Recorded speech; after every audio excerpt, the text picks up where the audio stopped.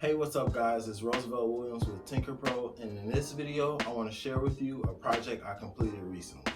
So after improving my workspace with the 3 simple wall mount designs, I decided to take my mount designing skills to the next level and design a mount for something a little bigger, a little heavier, and a little more complicated. At first, I thought it would be a pretty cool idea to design a mount for my Xbox Series S.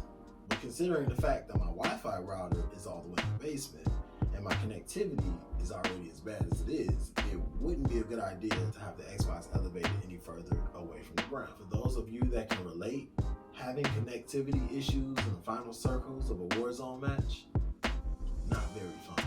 But that's not what this video is about. So the Xbox mount design was a no-go. But would I be open to doing the Xbox mount design in the future? Of course. But for reasons I just discussed, it's not a priority of mine. But if I can get one person to comment about the Xbox mount design under this video, then I'll do it. The next and the best idea I can come up with for the new mount design as well as new office space improvement project was for a Bluetooth speaker setup. And to be more specific, the Logitech Z407 Bluetooth speaker setup.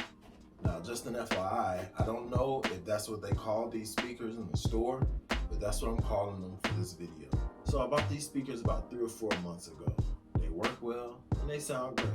And honestly, I don't have any complaints. But if I had to choose, it'd be about this remote right here. So the funny thing about this remote is its shape. It's circular, and if you set it down next to you, you can very easily accidentally bump into it, turn the volume down, and turn the volume up, which has happened to me numerous times. That's literally the only complaint I have about the remote. So now that I got that complaint out the way, let's go ahead and unbox the rest of this bad boy. Damn. So here's the rest of the parts. We got 2 speakers here, our sub here, and of course the remote. So one of the first parts that I wanted to focus on with this design was the biggest part, and that was the base for the sub. So one of the first challenges I was faced with designing a base for the sub was that the sub is 7 1/8 in width and 9 inches in length. And with only 8.3 by 8.3 inches of print bid to work with, this would mean I would have to use some design engineering skills to develop 2 different pieces, bring those pieces together to create a sturdy base for the sub to rest upon. So after acknowledging the challenge that I was faced with, designing a base for the sub and developing a strategy in my head, all that was left to do was fire up my CAD software, in this case Fusion 360, and get to work. So the design started off as a block with the overall dimensions of the sub and some minor details. After that, I included a front and a rear shelf to act as the 2 components that would need to come together to be the base for the sub to rest upon. After creating the front and rear shelves, I immediately cut a hole in between both components to act as a sort of sound wave suppressant for the speaker located at the bottom of the sub. This was done to prevent sound waves coming from the speaker at the bottom of the sub from bouncing off the top of the base and causing vibration to the overall mount. So after cutting a hole through the base to reduce the vibration, I began creating screw holes in the front and rear shelves to attach those 2 components together. I later realized that this would be unnecessary. Later in the design process, I developed a more innovative way to attach these 2 components together and reduce the amount of screws used in the overall design.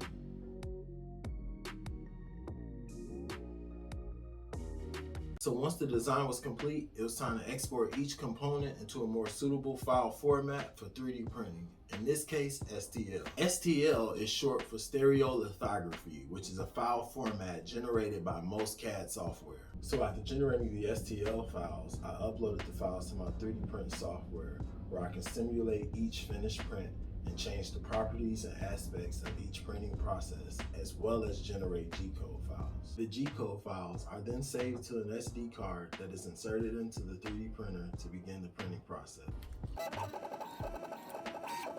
So after 191 hours of 3D printing, my prints were complete and it was time to assemble the components. Before moving on to the assembly process, I do want to note that there were some casualties in the making of this video. As you can see, this is my computer adapter mount and it snapped. I bent down to adjust the camera and I accidentally sat on the little ledge here and snapped it off. So RIP to this mount, and I'm gonna have to make a new one. So here are the 3D printed components. There are 12 components in total. Out of the 12 components, there are 2 sub-assemblies, subassembly A and subassembly B. Subassembly A consists of 4 components. Subassembly B consists of 6 components. The 2 components separating assemblies A and B are the dual speaker mounts. These components aren't that detailed, so I don't have much to say about them. So here is assembly A. Assembly A consists of these 4 components. These 4 components will be assembled using a regular Phillips screwdriver, 8 Everbuilt 8/32 by 1/2 inch machine screws. There's no specific reason I chose these screws, they just worked for the design. 10 corresponding nuts for these screws. And since we're mounting on drywall, I've got some triple grip drywall screws, as well as 4 washers that will aid in the mounting process. So here's assembly B. Assembly B consists of 6 components. These 6 components will be assembled using a regular Phillips screwdriver. The bag says 6, but you'll need 8 8/32 by 1.25 inch Everbuilt machine screws. No specific reason why I chose these types of screws, and 8 corresponding nuts. Last but not least, we have the dual speaker mounts. The dual speaker mounts aren't that complicated. And once again, we'll be using these triple grip drywall screws during the installation. Installation begins with the assembly of subassembly A, and subassembly A consists of these 4 components. These 2 components here are my wall supports. This component here is my text plate, and as you can see, it reads TinkerPro speaker mount Z407. And then this component here, which is a special component because this component is the solution to the one complaint I had earlier. This component is called the remote shelf, and as you can tell by the indent here, this component was specifically designed to hold the remote so that it is out of my way while I'm working and eliminate the risk of me bumping into it, as I mentioned earlier. Before we begin the assembly process, I want to note that in the past I mentioned that assembly A only required 10 nuts. Well, assembly A actually requires 12 nuts. So now that we're more familiar with the components, let's begin the assembly process.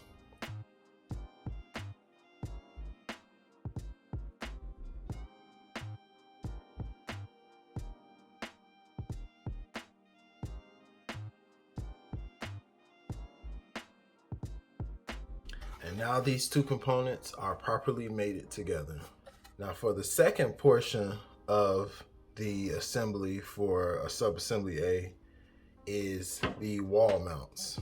Now, before you attach the wall mounts to the text plate, there's some preparation that must be done to the wall mounts. Now that preparation consists of placing a nut here for a later installation and placing a nut in this little slot here for later installation. And basically this little slot here is for the nut to slide into and line up with this hole, so when the corresponding print is placed on this surface with a hole in it as well, the screw will go through both prints, mate with the nut that's recessed in here, and cause both components to essentially be mated together.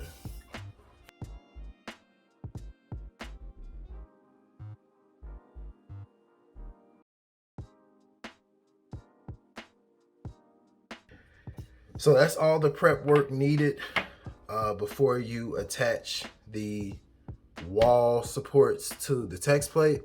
Of course, you still have to add the nuts and the recessed pockets on the back, but as far as preparation for other areas of installation, that's done.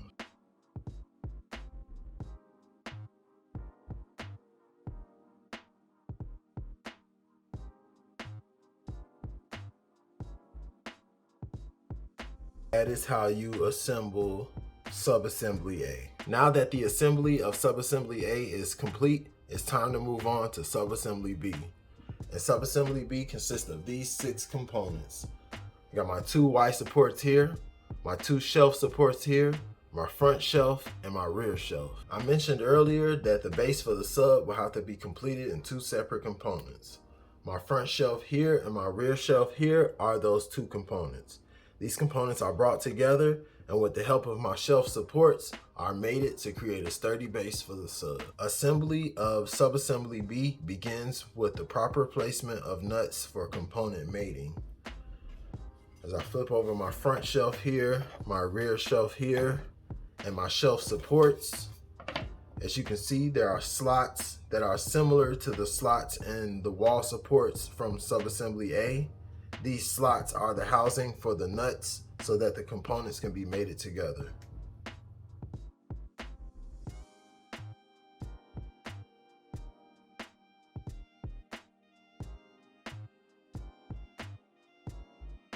Now that my screws are nice and tight, assembly of subassembly B is complete. So now that the assembly process is complete, it's time to move on to installation. All right guys, so I'm about to begin the installation process. I already have 2 drywall sockets put into place here.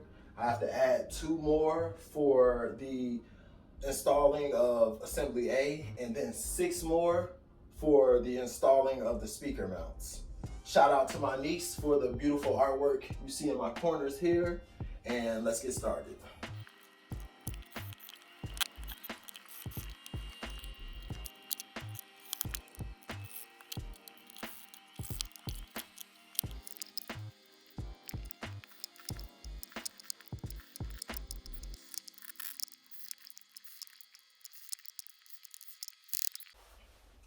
And just like that, nice and simple, everything is installed, and now it's time to put the sub into place and put the speakers into place.